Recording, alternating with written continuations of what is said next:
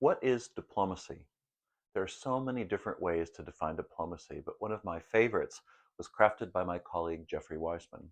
He says diplomacy involves representation, reporting, negotiation, and crisis management.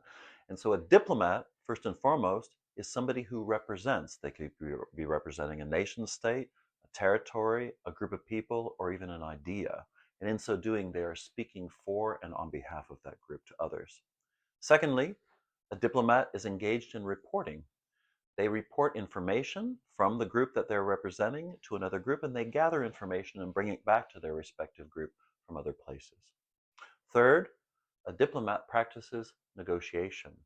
And that might be something on a large scale, like crafting a treaty and getting a treaty signed between nation states, or it might be on a very small scale in building community in a neighborhood.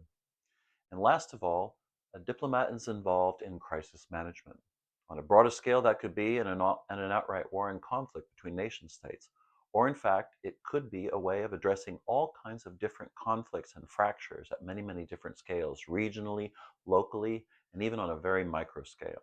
At the Gray School, we approach the study of diplomacy and the practice of diplomacy from what we call a transprofessional perspective.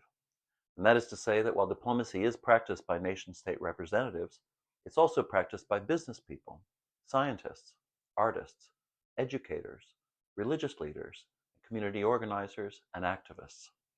And so we look at the practice of diplomacy as taking place in all of these different locations by all these different vocations. And I think at this point it's safe to say that the practice of diplomacy is one of the most powerful and meaningful responses to all of the social fractures and conflicts that we're encountering today.